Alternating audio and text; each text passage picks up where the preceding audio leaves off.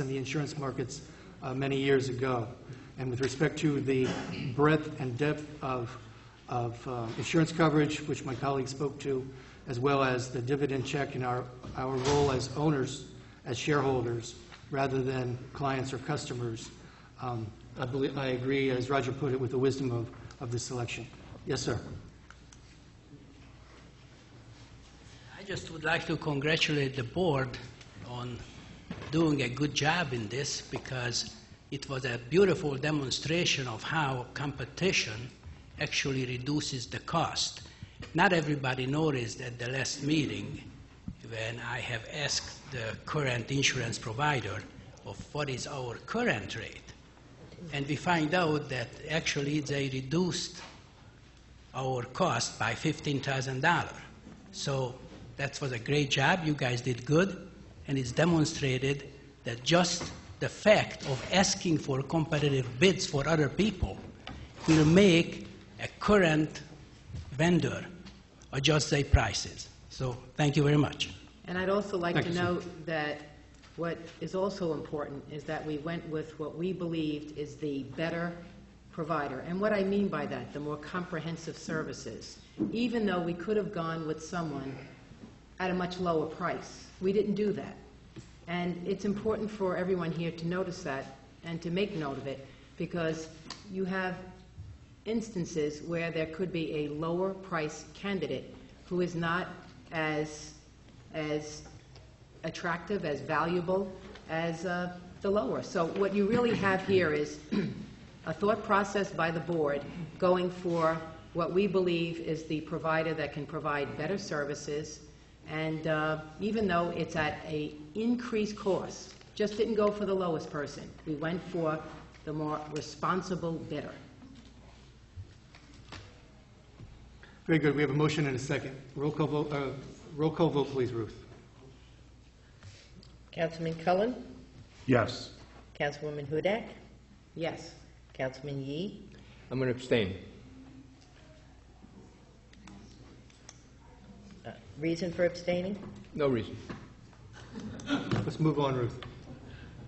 Councilman Gross? Yes. Supervisor Rights? I abstain. Motion carries. 3 votes, 0, 2 abstentions. Item 13. Vote was 3-2, 3 with 2 abstentions. Item 13, the pool services contract for 2011. Let's see, I move we take the low bidder, Crystal Clear Pool, regarding the, let's see.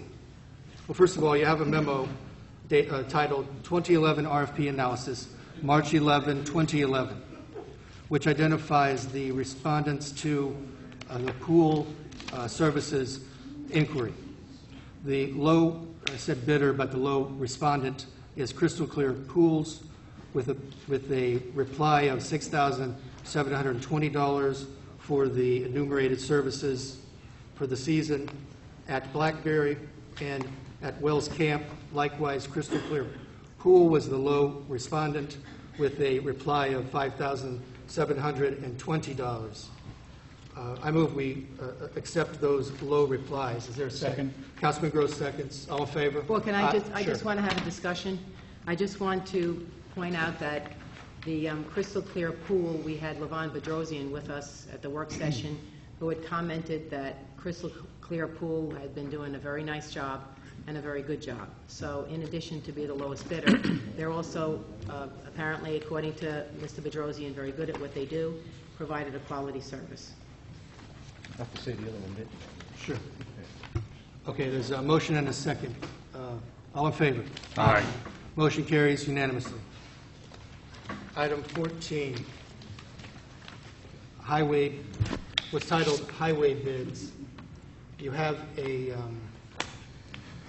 we've been furnished from the Town of Southeast Highway Department, Superintendent Kevin Palmer, and God bless the guys who are out tonight in the bad weather ready for the storm. But separately, we're looking at their material bid results, dated April 2011. Bid submissions available from the town's clerk's office or from my office. Highway Superintendent's recommendations for town board acceptance of the following bid submissions. Will, do we need to read each of these, or can we simply refer to the recommendations as noted by Kevin. That would be appropriate, and just have the actual sheets in the minutes. Thank you. That's so moved. Is there a second? Second. Councilman Yee seconds. All in favor? Aye. Aye. Motion carries unanimously. Item 15, resolution ratifying the amendment with respect to summer hours. Bob or Roger? I'm up next. Sure.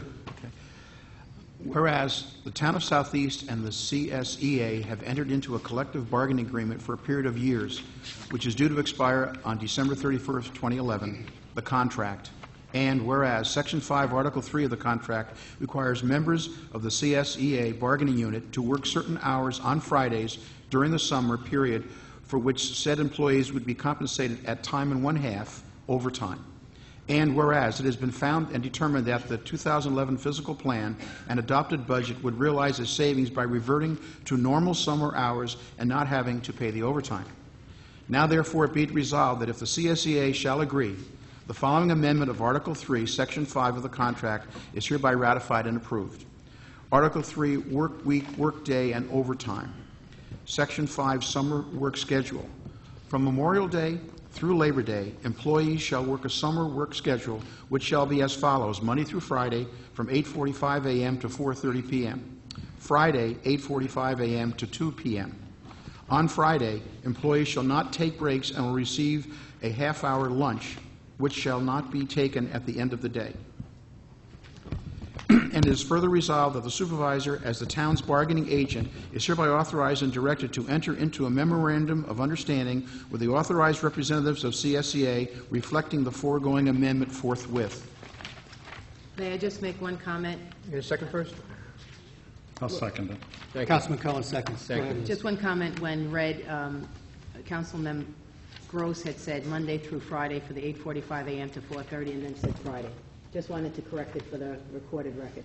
It's Monday through Thursday. It's Monday through Thursday, Monday through Thursday. 8:45 a.m. through 4:30. Okay, thanks for that clarification. You're welcome. And there's a motion and a second. Roll call vote, please, Ruth. Councilman Cullen. Yes. Councilwoman Hudak. Yes. Councilman Yee. No. Councilman Gross. Yes. Supervisor Wright. No. Motion carries 3 votes to 2. Could I make one comment on this resolution? Sure.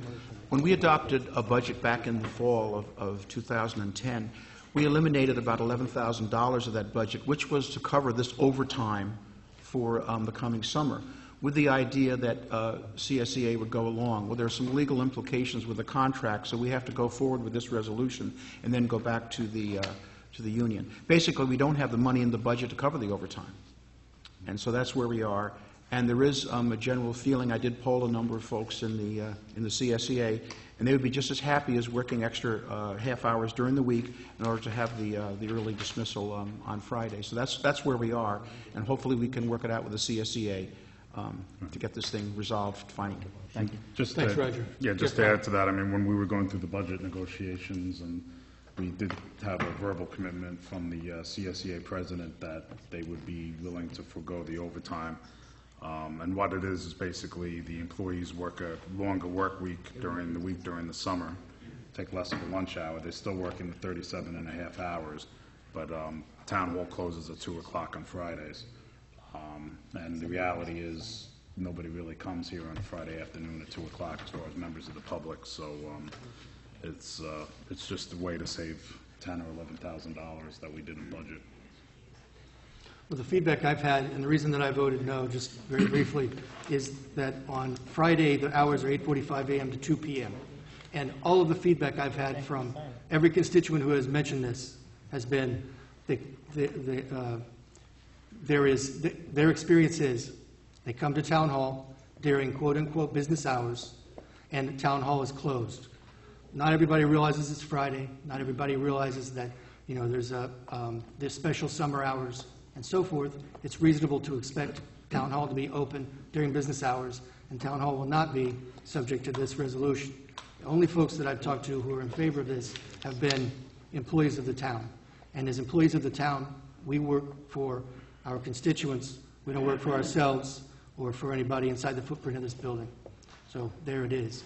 And just so you know, the supervisor's office will continue to be open there will be no summer hours in the supervisor's office.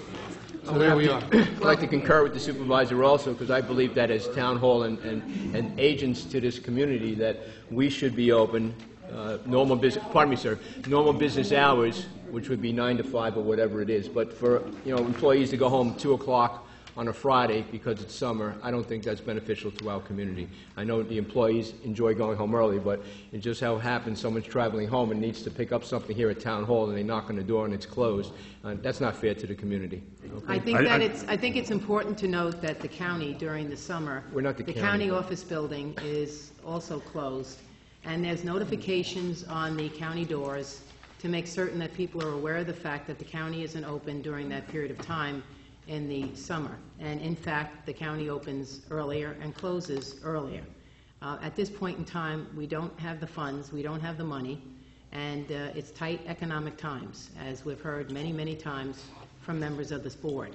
Therefore, with the posting of the appropriate hours, people will know that they will not be able to come here on Friday, with the exception of apparently the supervisor's office, which I'm sure will be manned every hour during that period of time, to make certain that if anyone is there, the supervisor, and I know Nancy Calfeld will be there, because I know she's there, she mans the office, and I know that the supervisor will also be there because he's pledged that this evening to you. Unfortunately, we can't pay anybody else, and therefore I appreciate the supervisors being there. I appreciate Nancy being there. I'm not quite certain. I know Nancy is on a salary, so I don't think that will impact on us, so that's great. And the supervisor's on salary, so that won't impact on us. But I think it's a good idea from that perspective. And if times get better and we have more money in the funds that we have from the town, then next summer will be different, and the supervisor can have some company. But at this point in time, there's really nothing else that we can do, being the tight economic times, and that's why I voted the way I did. Well, it's a shame there's no money for overtime to keep the doors open during business hours at Town Hall. But there is $10,000 to pay for legal fees for the appeal and the garbage contract litigation to make sure that the higher bidder, who is a client of Vincent Libel's former law firm, gets to keep that contract. That's outrageous on its face. That's irresponsible.